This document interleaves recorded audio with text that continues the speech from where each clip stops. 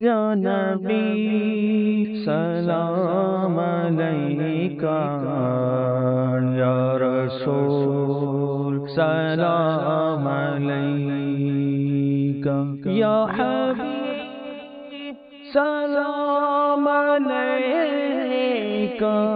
صلوات اللہ علیکہ، یا نبی سلام علیکہ۔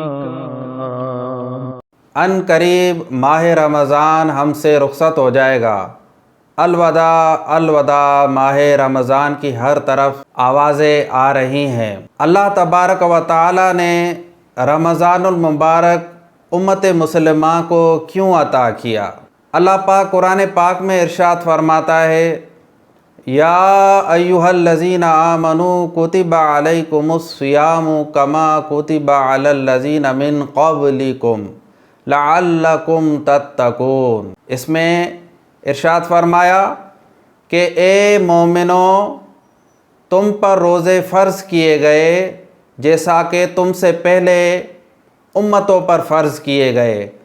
اب آگے جو ہے آخر میں روزوں کا مقصد یعنی رمضان المبارک کا مقصد بیان فرمایا، لعلکم تتقون، تاکہ تم پرہیزگار بن جاؤ۔ معلوم ہوا کہ رمضان المبارک ہمیں تقوی سکھانے آتا ہے، ہماری تربیت کرنے آتا ہے، ہمیں سدھارنے کے لیے آتا ہے، اصلاح کرنے کے لیے آتا ہے۔ تو رمضان کا پیغام کیا ہے؟ اے مسلمانوں، متقی بن جاؤ۔ متقی کیسے بنیں گے؟ جب اللہ تبارک و تعالیٰ کی فرما برداری کریں گے۔ اللہ تبارک و تعالیٰ کی فرما برداری کیسے ہوگی؟ جب ہم اس کا دین سیکھیں گے، اس کے احکامات کے بارے میں معلومات حاصل کریں گے، پھر ہی ہم اس کی فرما برداری کر سکتے ہیں۔ مسلمانوں نے سمجھا کہ شاید نماز، روزہ، حج، زکوٰۃ بس یہی دین ہے۔ یاد رکھیں، یہ بھی دین کے فرائض ہیں، لیکن ان کے علاوہ بھی فرائض ہیں، کچھ واجبات ہیں، کچھ سنت مؤکدہ اعمال ہیں۔ ہمیں چاہیے کہ ان کے بارے میں بھی معلومات حاصل کریں۔ انشاءاللہ تعالی ہمارے چینل روحانی ویڈیوز ٹی وی کے ذریعے آہستہ آہستہ یہ معلومات ویڈیوز کی صورت میں فراہم کی جائے گی۔ تو میں عرض کر رہا تھا کہ رمضان ہم سے رخصت ہو رہا ہے، ہم خود کو صحیح کریں اور یاد رکھیں کہ رمضان صرف اس لیے نہیں آتا کہ ہم اس میں ایک مہینے میں بس عبادت کر لیں، باقی 11 مہینے ہم اپنی مرضی کے مطابق لائف گزاریں۔ ایسا نہیں ہے، ہونا یہ چاہیے۔ اور روزوں کے قبول ہونے کی نشانی یہ ہے کہ رمضان المبارک کے بعد بھی عبادات کا تسلسل جاری رہے۔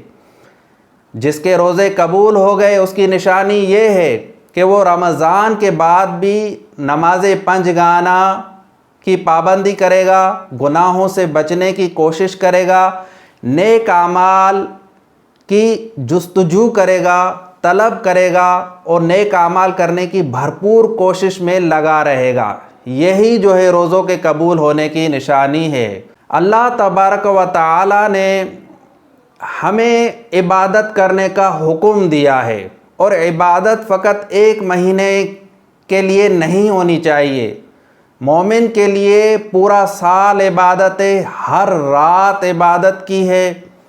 ہمیں چاہیے کہ ہم ہر مہینے کو رمضان المبارک بنا لیں، ہر رات کو شب قدر بنا لو مسلمانوں۔ اللہ تبارک و تعالی قرآن پاک میں ارشاد فرماتا ہے، وَاعْبُدْ رَبَّكَ حَتَّى يَأْتِيَكَ الْيَقِينُ۔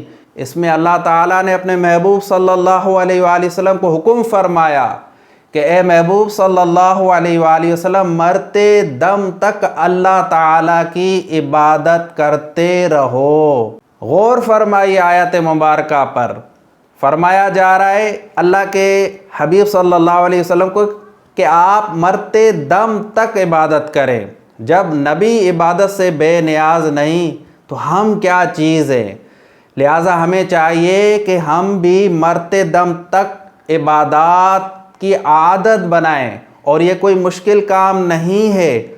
مسلمان کے دل میں اللہ کا خوف ہونا چاہیے، حقیقی خوف۔ زبانی کلامی اپنی جگہ ہے، لیکن حقیقی خوف آنا چاہیے جو کہ ہمارے اعمال سے ظاہر ہو اور ہم عبادات میں مشغول رہیں۔ آئیے یہ نیت کرتے ہیں کہ انشاءاللہ تعالی رمضان المبارک کے بعد بھی نماز پنجگانہ کی پابندی کریں گے، رمضان المبارک کے بعد بھی قرآن پاک کی تلاوت کریں گے، کثرت سے درود و سلام پڑھیں گے، انشاءاللہ تعالی گناہوں سے بچنے کی کوشش کریں گے اور نیک اعمال کرنے کی بھرپور کوشش کریں گے، محنت کریں گے انشاءاللہ تعالی۔ حضرات محترم، یہی روزوں کا رمضان المبارک کا مقصد ہے، پیغام ہے۔ اس پیغام کو آپ عمل کریں اور اس پیغام کے مطابق آپ اپنی بقیہ زندگی گزاریں، کیونکہ آئندہ سال ہمیں یہ ماہ رمضان نصیب ہو یا نہ ہو کچھ معلوم نہیں۔ اللہ تبارک و تعالی ہمیں عمل کرنے کی توفیق عطا فرمائے، آمین۔